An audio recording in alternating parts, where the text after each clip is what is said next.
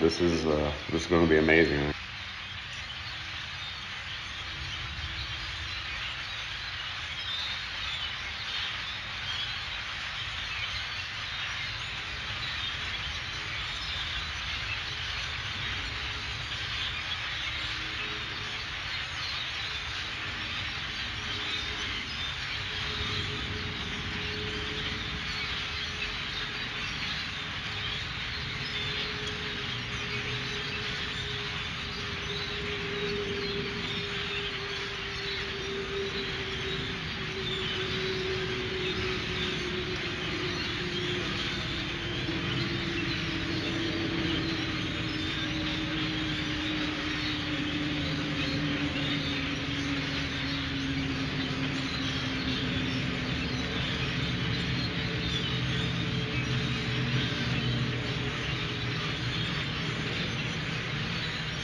There's a huge manhunt on in the state of Washington for the middle-aged man who hijacked a jetliner, got $200,000 in ransom money, then escaped by parachuting into the night from the hijacked plane.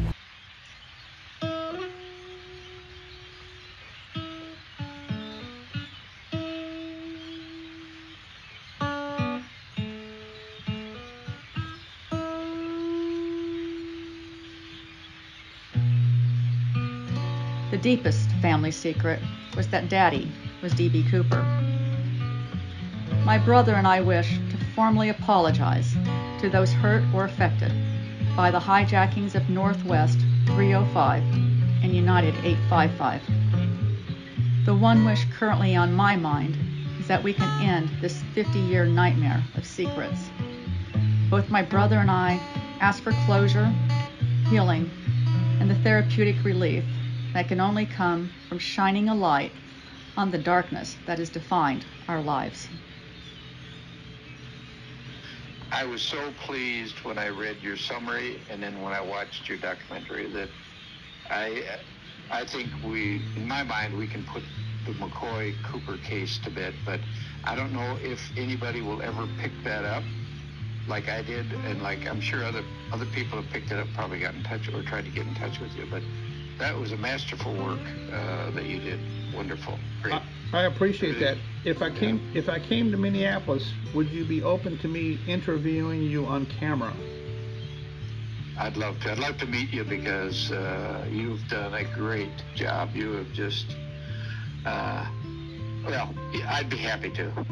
After I produced that first documentary, you and I didn't know each other, but you contacted me via phone and you had seen my documentary. And you were pretty cold. You had something to tell me right off the bat. Tell me what your opinion was at that time. When you first contacted me, I proposed that Richard Floyd McCoy was D.B. Cooper, and what did you tell me? I didn't believe he was. I had seen your document, very well done, very good, very impressive, but I just did not believe that Richard had anything to do with the original hijacking. I know. And I took your phone call, and I said, thank you, I've got some work to do. You're very nice.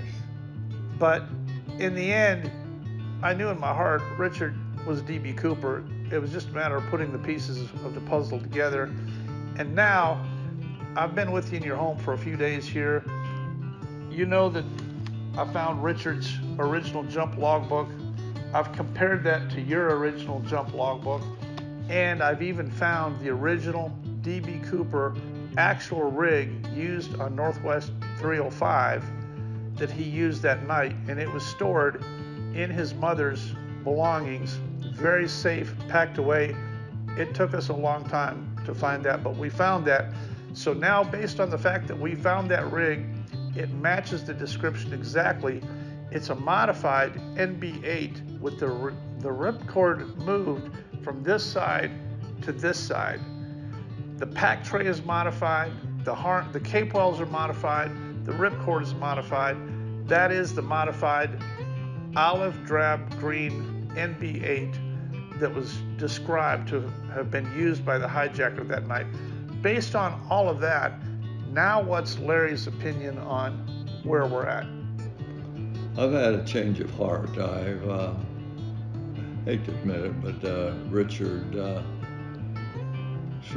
it's really looking like he's D.B. Cooper. You've proved he is. I think if you get the right person, that he or she would be interested in closing the thing as a solved, as opposed to leaving it open as the only unsolved, which is an embarrassment. Yeah. But after they spent all these years screwing with it, Right. I would think that this would be a good way to put the finishing touches on it. Look at what you've done. Talk to Shanti and Junior and Denise, and close it. Close it, solved. Close it. Thanks to you, not thanks to us, because we didn't do a very good job.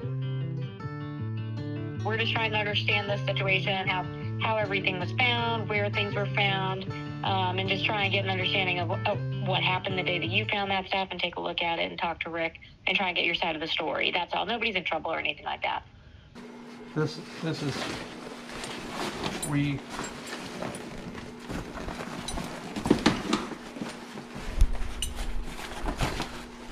we just solved it.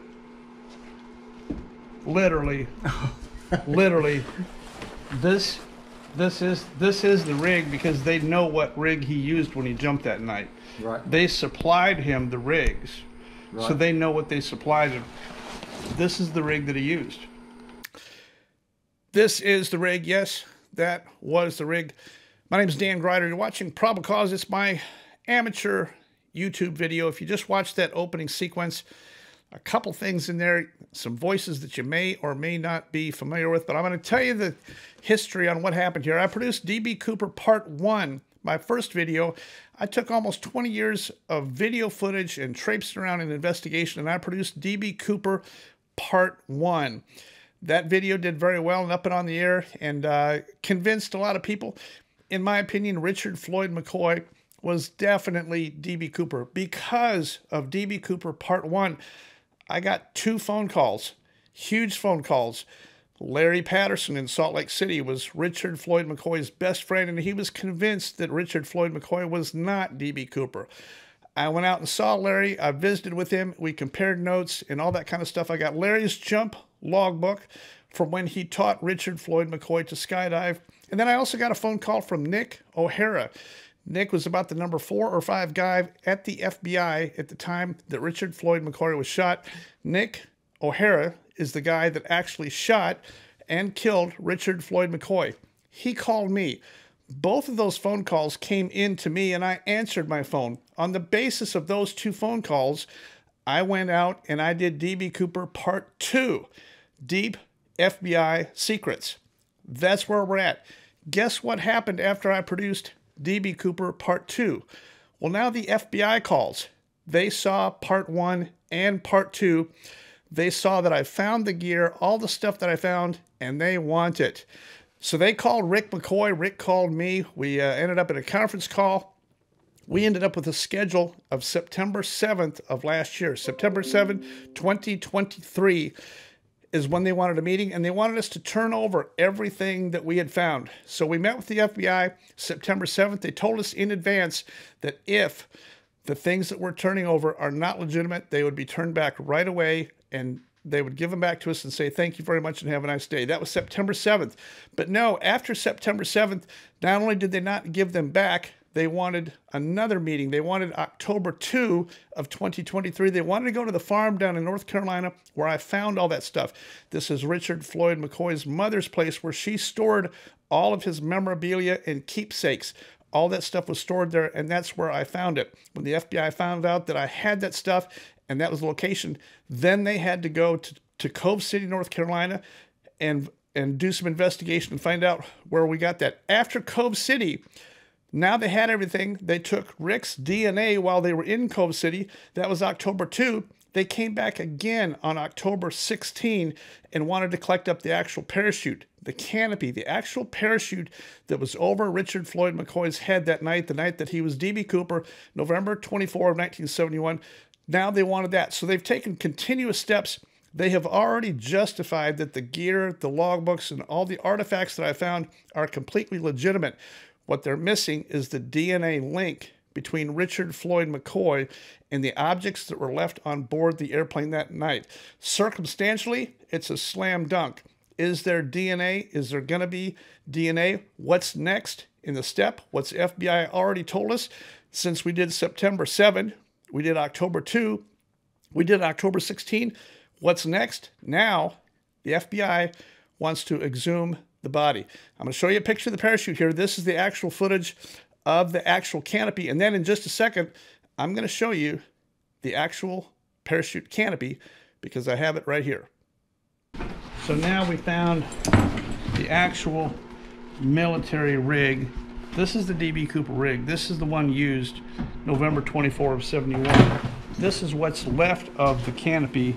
Richard cut it apart, probably for memento's sake, and used this. But here's the information off of this. This is the correct canopy.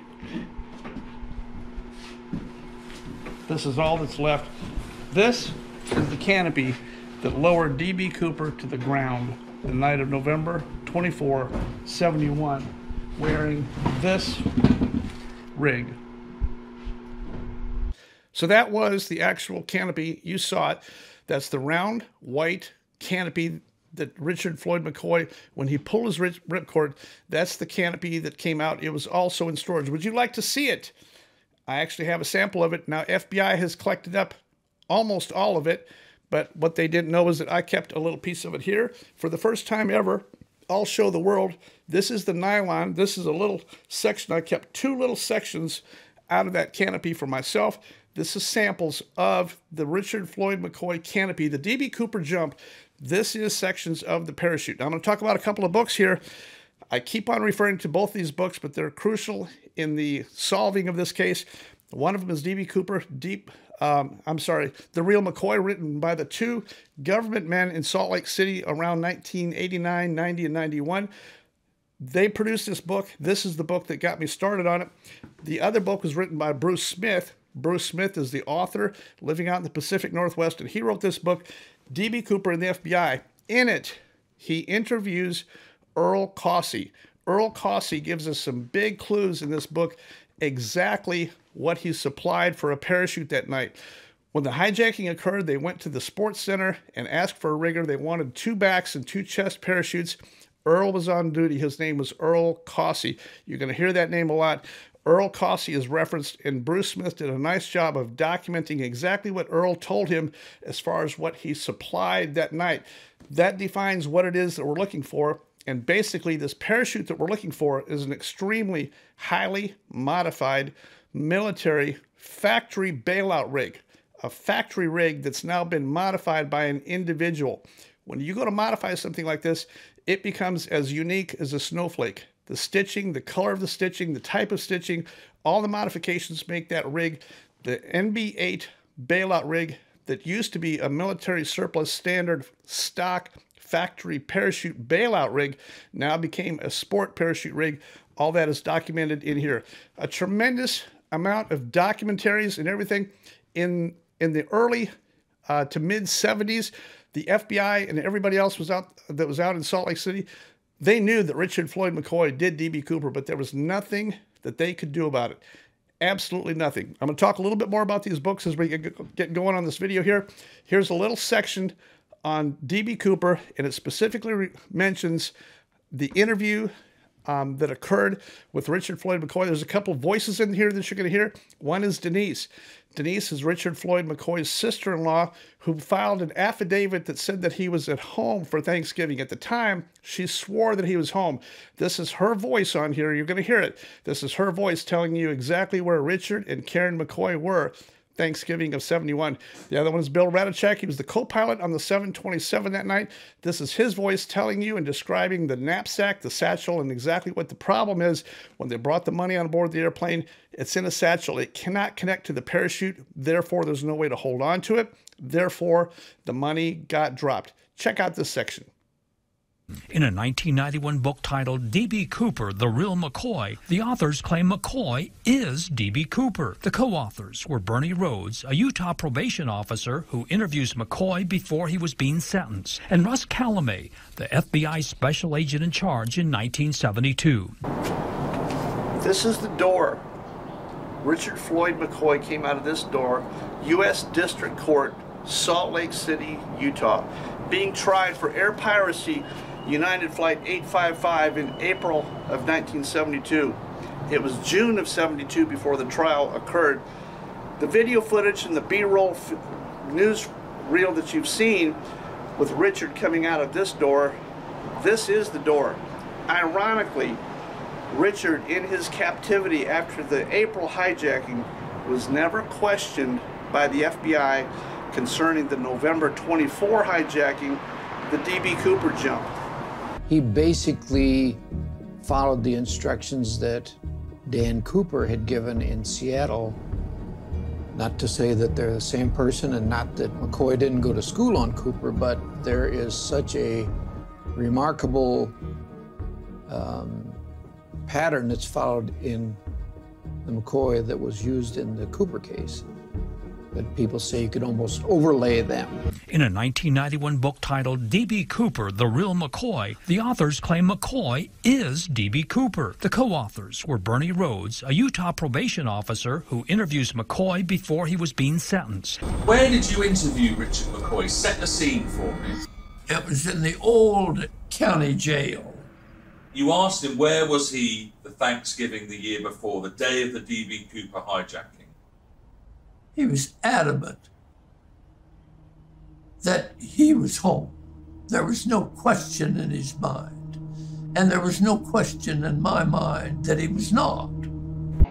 They're wanting to know, because see, you were in college at Rick's in the fall of 71. Right, right. That's the semester you spent up there. But Rick's had fall break for Thanksgiving during that week. Right. Which November 24 was during the week that all the kids were off. So you would have been back in Provo babysitting for that week. Right. And I had no, from my recollection, it was that they went to California. I see. That's what they told me. Right, right. Okay, so, and that fits in with Vegas, I guess. Sure. That would fit in with Vegas. But you were the babysitter while they were gone for a few days. Yes. Yeah. Mm-hmm. In an FBI memo linking the two men, evidence suggests McCoy drives to Las Vegas, then to Portland days before the D.B. Cooper hijacking, and returns to Las Vegas before driving back to Provo. McCoy was back at his residence in Utah, I think that Thanksgiving day, which would have been the day after the hijacking. Where was Richard and Karen for those 3 days surrounding Thanksgiving of 71? That's all they want to know. And if your recollection is that they told you they were going on vacation to California, that was it. That was it, and of course I know that I was at home watching the kids. How many days straight, you think?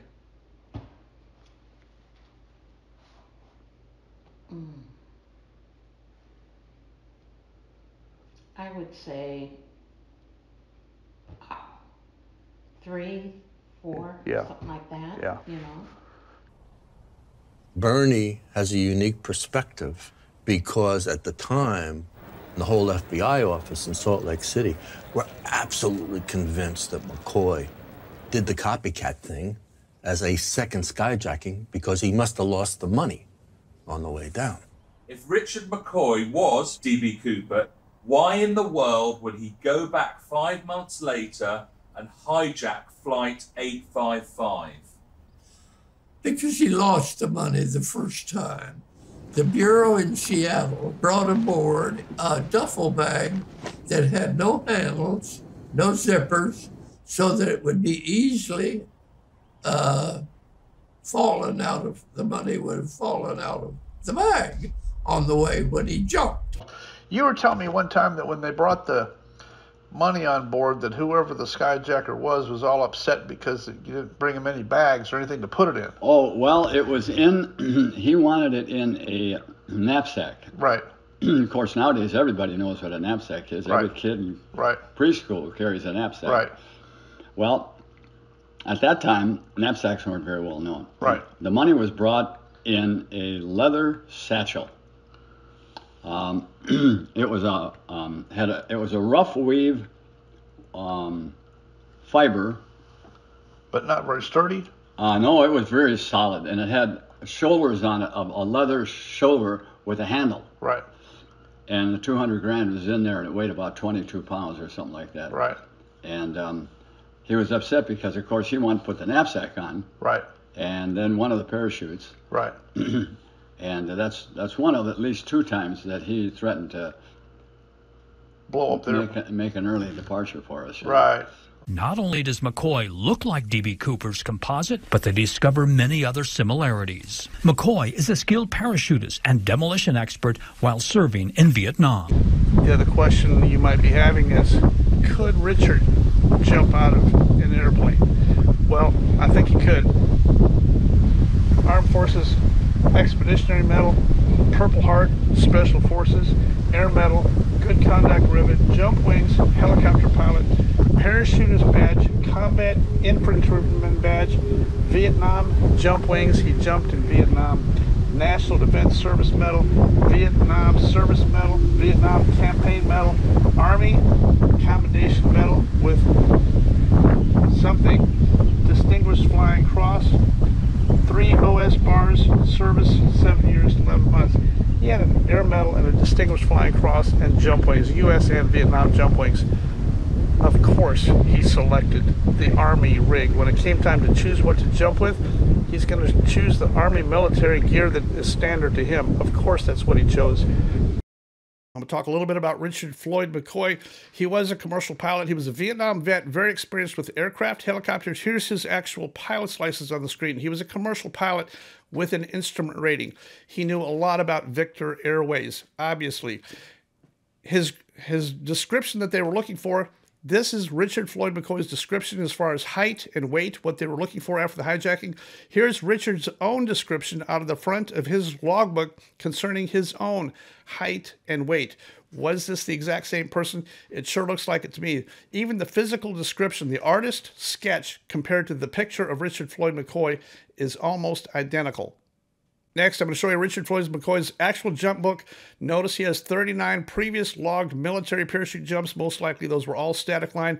He did 8 practice free fall jumps with Larry Patterson in the Salt Lake area, all leading up to the fall of '71, where he had to learn how to free fall. He had to pull his own ripcord. He had to learn body position and see if he could exit an aircraft, get stable, and get his own parachute out. It took 8 practice jumps, and then notice this, there's a little bit of a blank line here, and then he does one more practice parachute jump, and he logs it in March, just prior to the April '72 hijacking of United 855. Isn't that interesting? This is, right here on the screen, this is Richard Floyd McCoy's actual jump logbook. That's his writing, and all this was found in his mother's storage with the parachute, with the rig, with all of his other memorabilia and personal effects that his mother held on even after he was killed.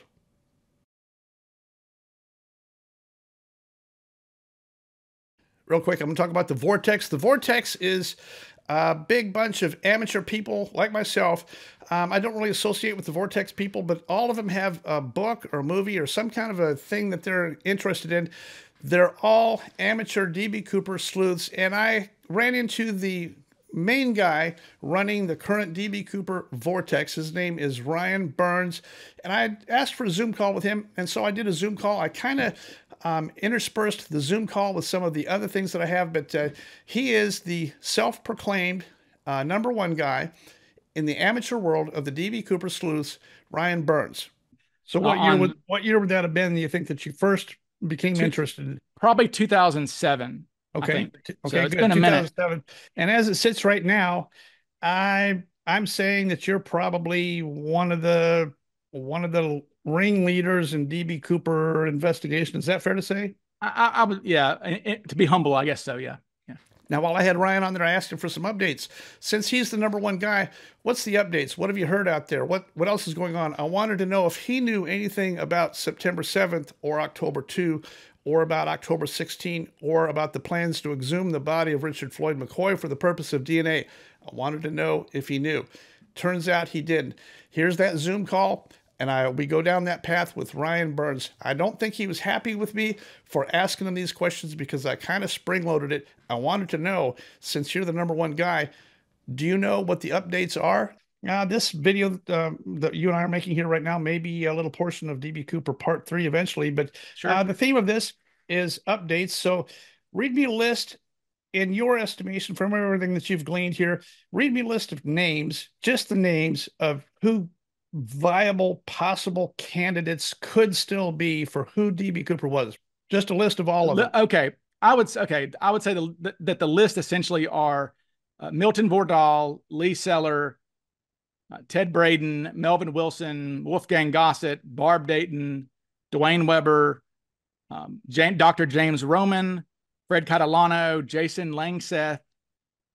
Did I mention Ted Braden? Perhaps a guy named Lauren Skip Hall is on there, and I guess there might be another one I'm missing. But Kenny Christensen's famous; he's on there still. Yeah. But yeah, and McCoy. Basically those guys. And McCoy, yeah, these are all. Most of these are new guys, and a lot of these are from the FBI files recently that have been released.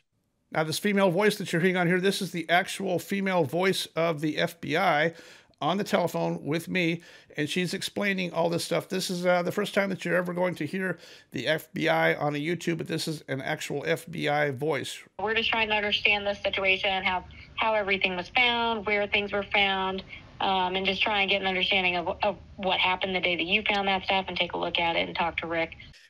Since you're the resident expert on the DB Cooper stuff, tell me what you know about what the FBI has physically done, let's say in the last 12 months, concerning the case. Have they taken any action at all? Yeah. Okay. So I know, and this is obviously, guess I'm set up for this, is I know that there is a case agent currently who did request DNA that I know of from Rick McCoy, that is Richard McCoy's son.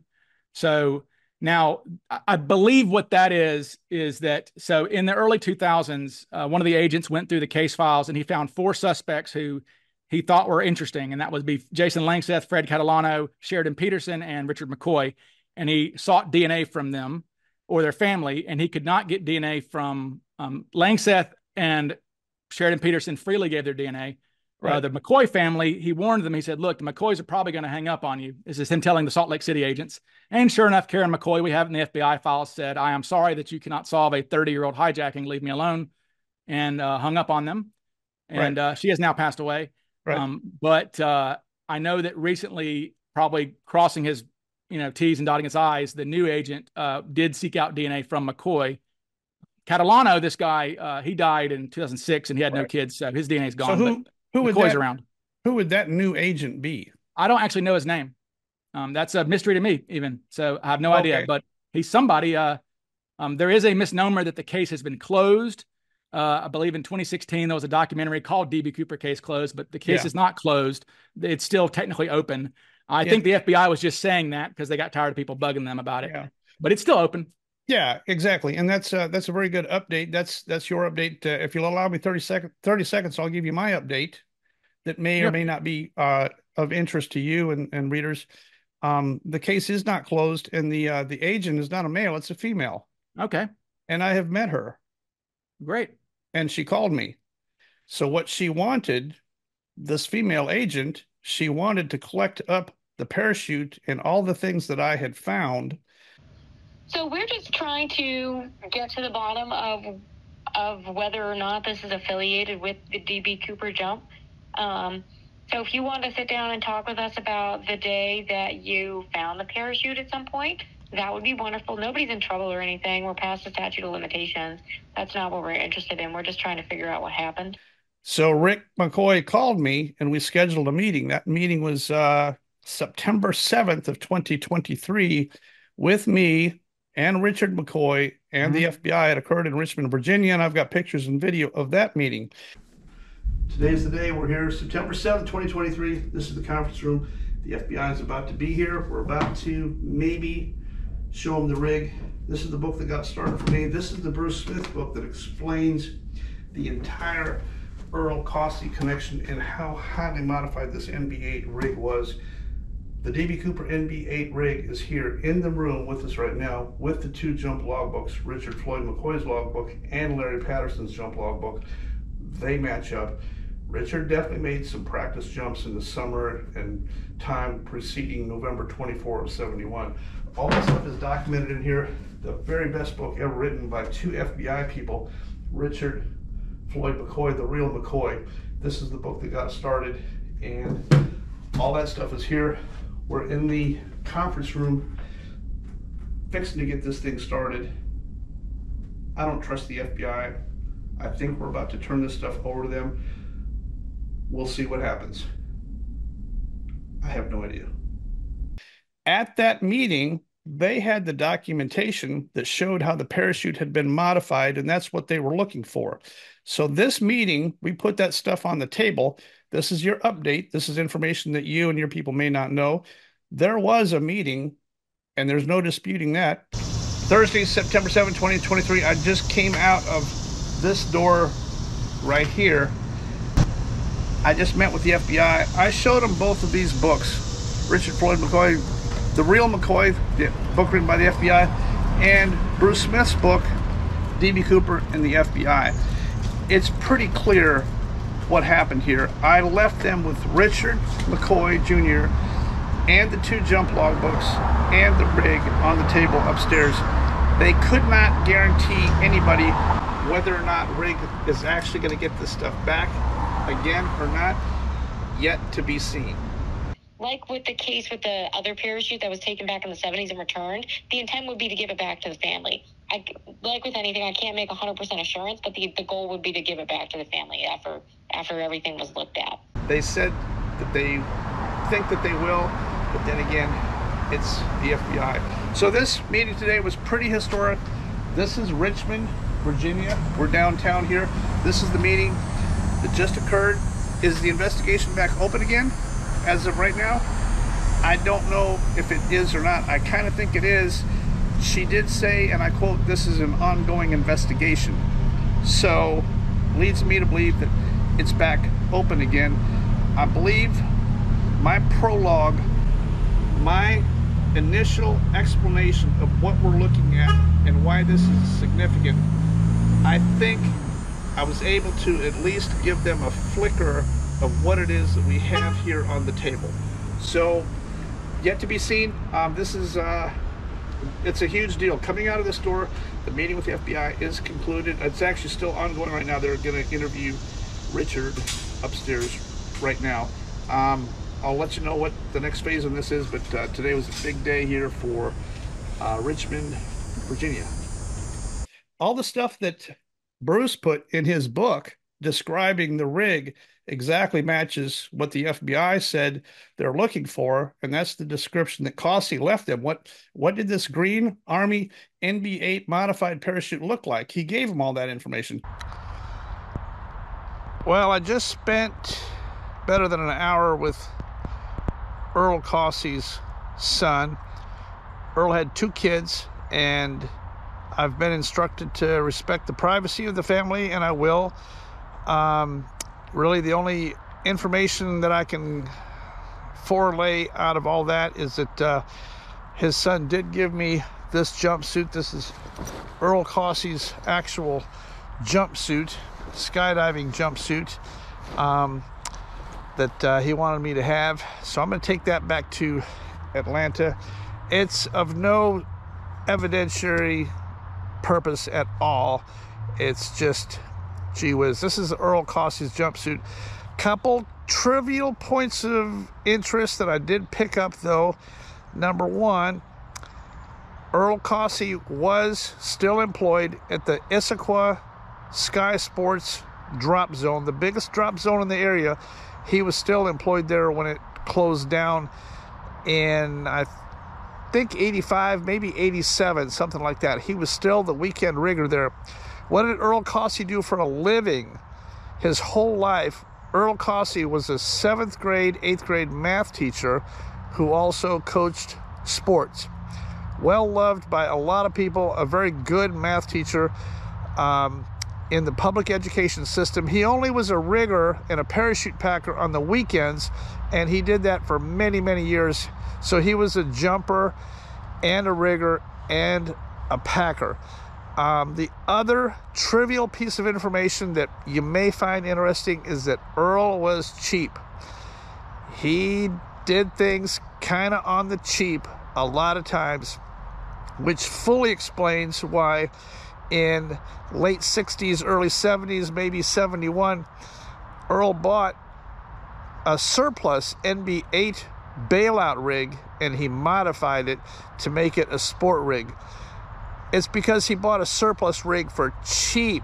He didn't want to spend 10 times the money to buy an actual sport rig manufactured as a sport rig. He was just that cheap. He bought a military rig, he modified it, and that was his own personal rig, only for him to jump. He's not renting it out. Nobody else gets to jump that. That was his rig. He enlarged the packing tray. He could really put whatever he wanted back in there as a main, an accuracy canopy or something big. He could put whatever he wanted to in there. But that's as far as I could go with Earl Cossey. He was definitely at Issaquah Sky Sports Center, the drop zone that's now a Lowe's. He was definitely there on Friday when this hijacking scene unfolded, when Northwest Operations made one phone call to the drop zone. I'm pretty sure it was Earl Cossey that answered the phone. Earl didn't send those rigs in a cab. He didn't drive them. State Patrol launched at least a vehicle, maybe 2 vehicles immediately, driving as fast as they could to get to the drop zone, and they picked him up. There was no confusion on the rigs or sending them to the wrong field or anything like that. The State Patrol picked him up from Earl Cossey at Issaquah Sky Sports Center, and they took him direct to the airplane, and that's how come they got there at the same time as the money, is because all that happened. I'm pretty sure all that is bingo accurate, but it's kind of cool to own Earl Cossey's actual jump rig. He was a very, very big part of this story. Really, the whole Issaquah Sky Sports Center is a huge missing piece of the puzzle, and I think as of right now, I think I got the whole thing straight. You let me know what you think, but I think that's pretty much what went down here and how all that happened. So this meeting occurred. I went to Richmond. I was there. We did all that stuff. And then Rick and I stood back and we said, well, what's going to happen next? I got no idea. The next thing that happened was that the FBI called us back again. Now they want to go down to Cove City, where I found all this stuff, which is Rick's grandmother's storage. They wanted to know where this was found precisely, and they wanted a meeting. This meeting occurred on October 2, 2023, almost 4 weeks after the Richmond meeting. This occurred, and I was there, and I have video of it. Now, Ryan, at the beginning of this, with that gear laying on the table, they wanted to substantiate whether it was real or not. If it wasn't real, if it wasn't legitimate, it would be over, and they're going to give it back and say, this doesn't match. If it is real, they're going to go on with step 2 and step 3 and step 4. They went on with step 2 and called back. We met them in Cove City. They didn't just bring one FBI car down there. They didn't just bring 2. How many FBI vehicles showed up on October 2 in Cove City? You tell me, I wasn't there. October 2, 2023. Down to the final stretch on the D.B. Cooper story. Today, I'm going to stake out the FBI. I'm going to shoot video of them at the McCoy farm in Cove City as they arrive later this morning. So I got to get there in advance, get in position, get snuggled in and hidden with telescopic lens so I can videotape the arrival of the FBI at the McCoy farm. So I spent the night last night in this cheap 2-bit, flea-bit hotel motel thing, but I had a guitar and a good meal, and I am on the road. This is an exciting day. This is a big one. This is huge. FBI reopens the case and goes to visit the McCoy farm. They want to see where I found the parachute. They want to document that. They want to take a look for themselves. In the final chapter of closing the D.B. Cooper case once and for all. Let's go get this done.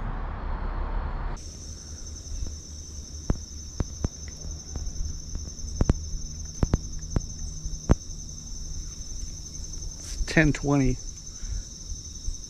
I've waited my entire life for this shot. It's the McCoy farm. That's D.B. Cooper's grave. FBI is fixing to show up here in about 10 minutes and see the spot where me and Dylan found the parachute.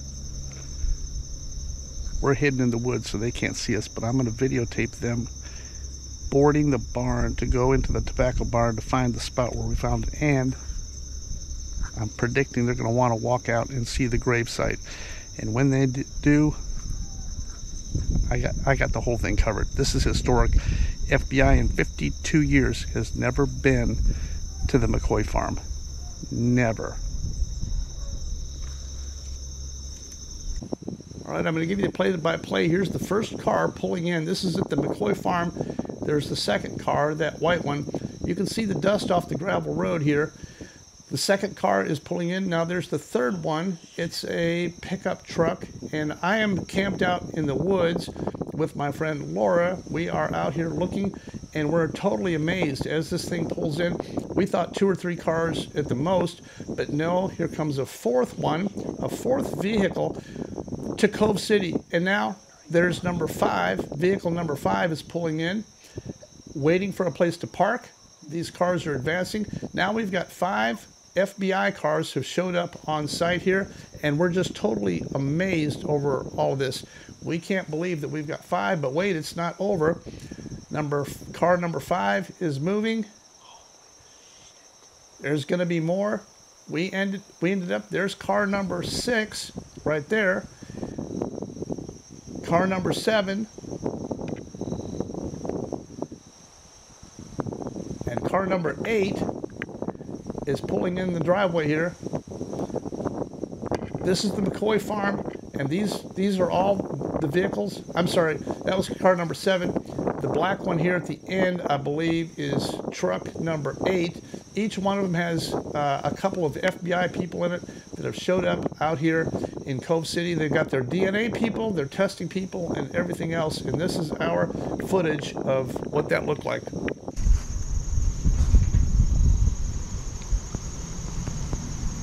All right, so I just videotaped 8 FBI cars coming down this road. I can't tell how many people, 1 or 2 people per car, but at least 7 or 8 FBI cars are here. That's how significant this thing is. I captured it all on footage. They're inside now. They're inside the tobacco barn storage building where Dylan and I found the parachute. I think next they're going to go see the grave site, which is right 100 yards to the west. I think that's where they're going to go next, but that's what I'm aiming for. When they come out, I think before they leave, I think they're all going to see D.B. Cooper's grave site. Won't that be ironic? The FBI at the grave site of the man that they murdered? 8. They brought 8 FBI vehicles plus a DNA lab, plus the DNA technicians. And that is the spot where Rick's DNA was taken and bagged and all that stuff. So the FBI is absolutely, in my conversations with FBI, they absolutely watched 100% of my videos 50 times. They know what the truth is.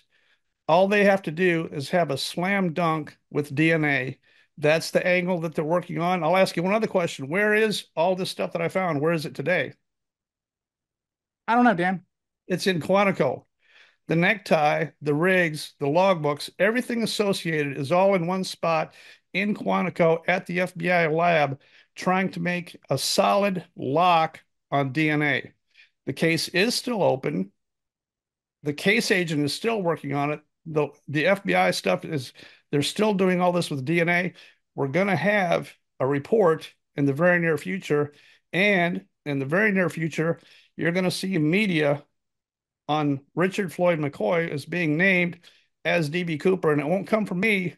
It's going to come from the FBI. That would be interesting, considering that all the witnesses on the DB Cooper flight said that Richard McCoy was absolutely not DB Cooper.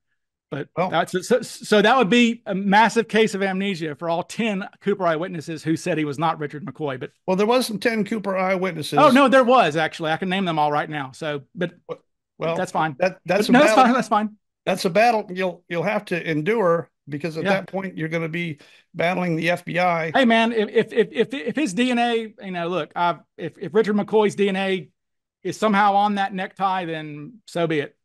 That'd be great. Yeah. Well, that's my update, and I don't think the world knows all of that, but that's the actual true story. I have the FBI's lead person's name and cell number. I have been contacted numerous times. Rick was interviewed. I'm about to be re-interviewed again over this, and they took 22 FBI agents to the location that day, and they measured, took pictures. They were there for 4 hours at the site where I found the DB Cooper rig. The rig I found is the DB Cooper rig. It's got D-rings on it, though. Cooper was complaining about the lack of D-rings on his parachutes, right? No, you don't know what you're talking about. True? No, that's not true. No. Okay. D-rings. The question keeps on coming up about D-rings. I'm going to tell you, D-rings are the things that go on a sport parachute's front canopy for the purpose of attaching a belly-mounted reserve. Any military bailout rig does not have a D-ring. So if it's got a D-ring and it's a bailout rig, it's obviously been modified. I did this little interview with my friend Mel Tilley out in Tulsa, Oklahoma. He explains what the problem is. He shows you what a belly chest reserve would look like. And we go through and step through and shows you exactly what the problem would have been that night. The jumper has this leather strewn satchel thing with all the money in it, but there's no way to clip it to himself. He's got a rig that's got D-rings on it, but the satchel that he has been presented with has no physical means of securely attaching it to himself for his proposed night jump. With my friend Mel Tilley tonight, Tulsa, Oklahoma. Mel, good to see you. It's been a long time, brother. Yeah, it has. Skydiver and rigger. How long have you been a skydiver and a rigger? Since 1980, was when I started skydiving. In the mid-80s.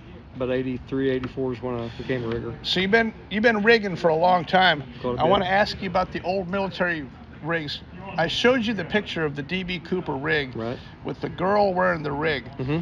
Tell me what you see in that picture. What kind of a rig is that? It's a bailout rig meant for one emergency exit only. It's not a sport rig. Right. But it has been modified to change the ripcord from the left to the right side, which is where most main parachute ripcords were back in the day. Right. So the type of rig, it's a bailout rig. Does it look like the old NB8 that we used to use? Yeah. Bailout rigs. Yeah, I've looked at them online here. Yeah. It's an NB8, but now we know it's an NB8 and it's been modified. Tell me how many ways, just off the picture that you've seen, that a rigger modified that rig. Well, one, moving the pouch over to the right-hand side from the left-hand side, right? Which is where the emergency should be, over to here where you would want it as a actual skydiving rig. Right. The other is the D-rings, like we've got on this canopy rig here. Right. These same D-rings are made for the fat hookups, like these here. Right. They're made for these big wide rings for hookups. And they're supposed to go like this. Yep. So like that. So that they clip in there. The D-rings is made to support a belly reserve, and this is a belly reserve. Yeah. It has to have the. So whoever modified that rig, you couldn't see it from the picture, but for sure the packing train back got enlarged. They added D-rings to it. Mm-hmm. They moved the ripcord, and they cut the webbing and remodified the webbing in order to get those D-rings on it. To get the D-rings on it. Yeah. Otherwise you couldn't do it. They're made. I don't know if these got them on there. No, these are the newer style. And when they're made, they're flattened out like that instead of like that. So you have to cut these edges off. And to unthread it, put the D-rings on, thread it back in, and stitch another piece on there to kind of confluence wrap, so to speak. Right. Which is the difference on that rig. It's not the flayed end on it like it should be, like other parts of that rig show. Right. Now, you've been a rigger a long time. When's the last time you saw a bailout rig, a military bailout rig modified to that extent? Never. Never. You don't see that. No. For sure. So that's what he had as a problem that night. He had a money bag that he wanted to attach to his belly that did not have these on it. Right. But his rig had these on it. Right. He didn't have any way to attach his money bag to his rig. Right. Is what the problem was. Yep. It's got the reserve moved from the left to the right. The back of the canopy is highly modified, exactly like Cossie modified it. I went to Cossie's house. I talked to Cossie's son, and I have Cossie's jumpsuit in my house here. And I have the other rig from April of '72, the second parachute. I have all that. What I'm trying to tell you, Ryan, is that the case is about to be closed. I'm not really sure of. I'll be out of the job then. It's great. I can learn how to golf at that point. How about that? Yep, I think that's good. So anyway, that is my update. I wanted to share it with you in person, on camera. That is exactly what's going on, and the whole world is about to know. Rick just went on a very large YouTube channel here this week. That publication is going to come out in a couple of weeks concerning this entire thing. He's and you'll know the channel when you see it. This whole story is about to come out. Great. I'm looking forward to it. Well, I guess all I can conclude is that Ryan was probably not very excited about that Zoom call, but that's what it is. I hope that you appreciate the effort that I've gone to. I went to all the places. I have been all over the place on this. I don't have any support for all of this stuff that I do. I do all this stuff on my own. And if you think about it, I had to write the music. I had to score this. I have to script it. I have to talk nonstop and look at the camera and explain this to you in terms that you can understand. It's very, very difficult to do. And then once I shoot it, I still got to edit it, balance it, EQ it, upload it to YouTube, and produce it all out there for free for you to look at and understand. The D.B. Cooper mystery is the world's largest unsolved hijacking mystery. I don't think it's much of a mystery anymore. All we're waiting for is for the FBI to make a lock-solid conclusion on DNA concerning Richard Floyd McCoy and the artifacts that were left on board the airplane the night of the D.B. Cooper hijacking. That's really all that we're waiting for. If you want to support my work, here's an opportunity to do that. $1 or $2 would be very much appreciated because I spend a tremendous amount of time and effort to produce this content. I hope it's interesting for you. Zelle, PayPal, Cash App, Venmo. The rest of this video, I'm going to just let the rest of this run. I did not intend to do part 3. This is my deep FBI update. This is where we are. How long will it be until the FBI actually makes a DNA lock and concludes this and publishes it? We don't know. All I can tell you is that in this amount of time, they haven't given anything back. Everything that they've collected is at the FBI lab in Quantico. They have not given anything back. They have not said that this is unrelated. Obviously, it's all related. The rig is legit. The canopy is legit. The logbook is legit. Everything is legit. Do we have a positive DNA way of linking all of McCoy's stuff with the D.B. Cooper airplane and the D.B. Cooper artifacts? Not yet, but I think we will. This clearly is going to finish telling the story on exactly who your dad was. And as you know, my work is not monetized. I don't sell advertising. My goal in all this is to tell the world who your dad was.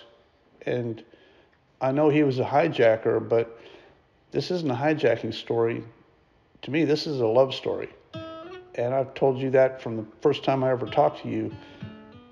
Your dad was a special guy, and he made some mistakes, but he was also backed into a very difficult corner, and I think he did what he had to do at the time. But that's the story I want to tell on who your dad was, who your dad really was. Yeah, that's the story I want told.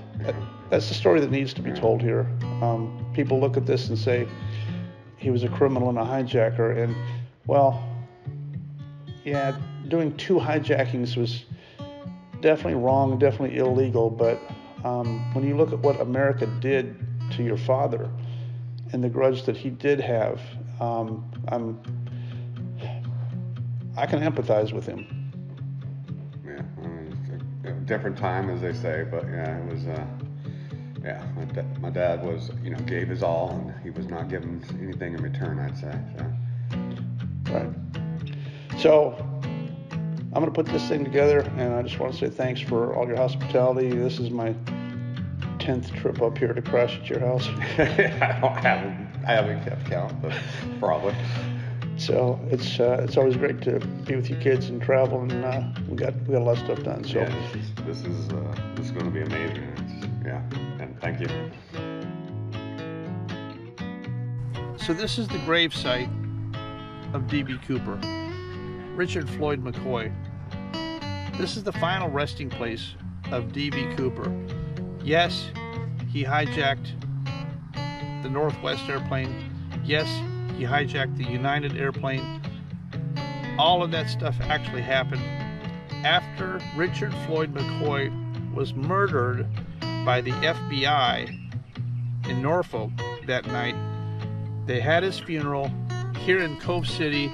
His body was brought here and still lays here today.